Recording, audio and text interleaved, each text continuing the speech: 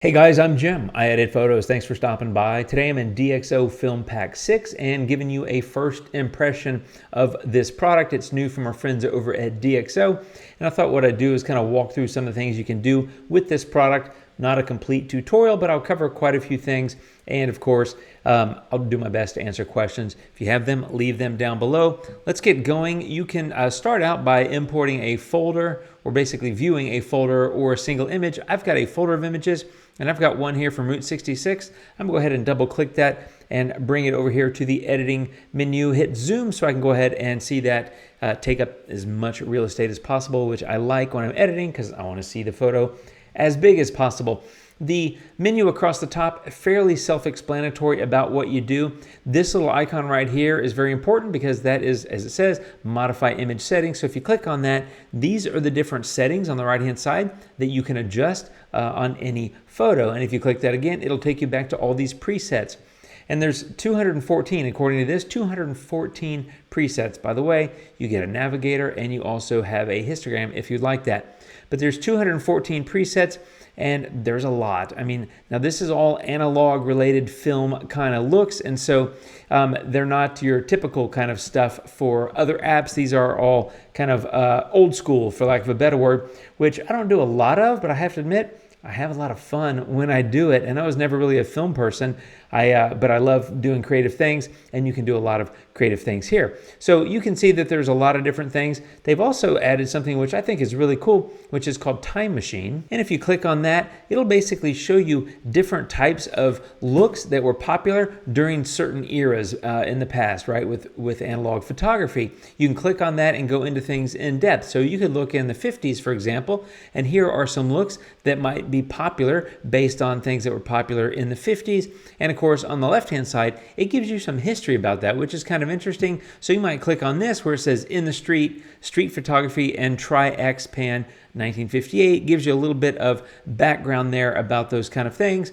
You know, you could do the same thing with some of these others.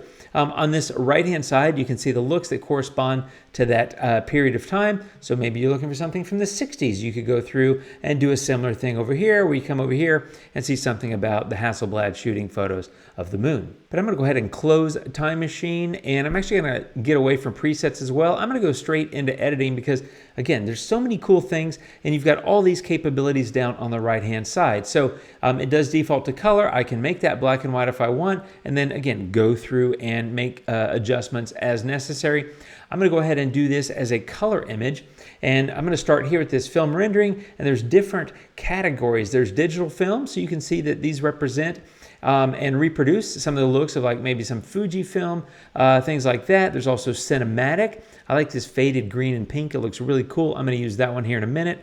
Color slide, you can kind of go through and see that there's lots of things like Fuji Velvia 50 was something very popular. I've heard a lot of people talk about, and I've of course read about it. And you can adjust the intensity as you see fit. It does default to the center there, which is 100. And then the last section are color negative films. So again, lots of different things that you can do here, lots of different options. But what I want to do is go ahead and get this one image, or excuse me, this one look, this faded green and pink. That looks kind of fun. It's kind of different. It's kind of interesting. A little bit kind of infrared looking. I just like it. It's a fun thing to do, especially on something like this, which is an old abandoned building and an old sign on Route 66. From here, you can go through and basically you just click on these categories. It'll open it up and you can go in and make adjustments accordingly. So you can add grain. You can do split toning, which allows you to pick a color tone for highlights or shadows separately and adjust accordingly. I'm not going to do any of that there. I'm going to go ahead and close that and close this. I do like this development section. You've got light and color, so exposure, vibrancy, saturation, things like that. Maybe I want a little bit more saturated and a little bit more vibrant kind of colors. I mean, it's already made up colors. Why not go a little bit over the top? A nice section on contrast allows you to manage the highlights, shadows, contrast, all those kind of things. So maybe here, I'll add a little bit of contrast. Maybe I'll pull the highlights down a little bit, maybe slightly lift the midtones and shadows. You can always come over here and click on compare so you can see your original, full color, regular, blue skies and all that kind of stuff. And of course, with this film look, a lot more interesting overall look. This section, Hue Saturation Lightness, one of the nice things is you can get into the individual color channels and make adjustments. So you get a lot of fine-tuned control over your images. And below that, tone curve comes in super handy. I might add a little bit of an S-curve here to give it a little bit more pop. Something about like that. Okay, this next section is graphical effects. You've got frames, you've got textures, and you've got light leaks. So lots of powerful and creative and frankly fun things you can do here. So you can go in and pick lots of different kinds of frames that are built in. I'll just take this large white interior. You can adjust the size as you see fit to go like that. You can also, on some of the frames, change the position where now it says inside picture, but I can click and say outside picture. That way, I'm basically expanding my canvas and not losing any of the edges in my shot. I actually think on this photo, I think I would do something a little bit more analog looking because, I mean, if we're gonna have that kind of look, maybe I want something a little bit more like that. Some kind of old film slide kind of look like that. I think that's pretty cool. I'm just gonna decrease the amount a little bit. Anyway, you get the point. Lots of different frame options, also some texture options. So you can come in here. Creased paper might look pretty cool. That's actually kind of fun. I like that. I also like this one with scratches. And one of the things I like is this randomize button. As you click it, you can see it just switches the texture around on your photo in case you like it, but you want to experiment a little bit. That's a good way to do that.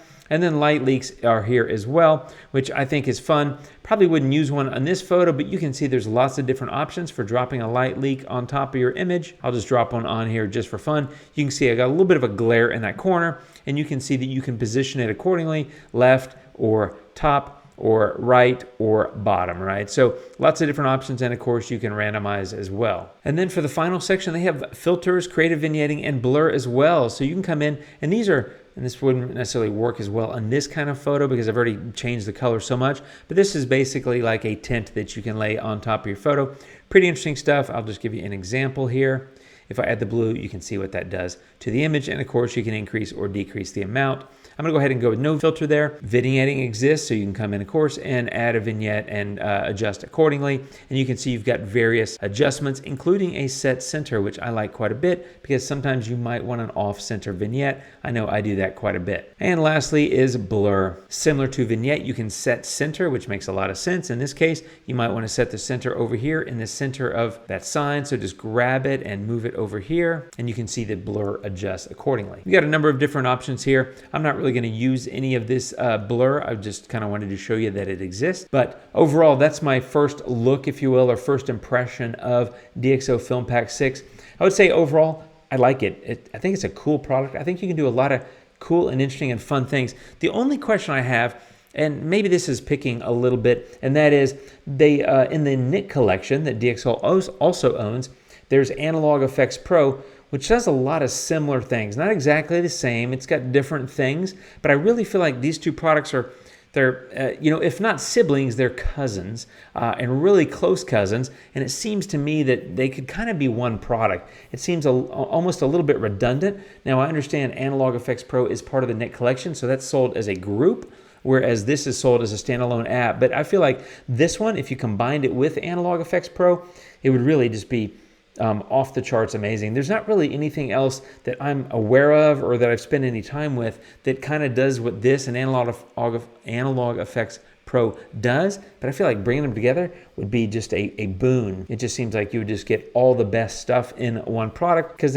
even though there's a lot of similarities, there are some differences as well. And of course, I know nothing about making software. I'm sure it's a lot of work and it's not as easy as I make it sound, but I think as users, we would probably appreciate having all these various analog effects in the same app. Analog Effects Pro plus FilmPack 6, stick it together, make it FilmPack 7, I don't know. And anyway, that's a suggestion / request to DxO. But overall, I like the product. I think it's really cool. And as you can see, you can do some really good stuff. Like I've got a photo here that, you know, middle of the day, you know, whatever. I just like old stuff. So I was on Route 66. I took a lot of these photos, but I was driving it every day. So I was stopping. I got a lot of daytime shots.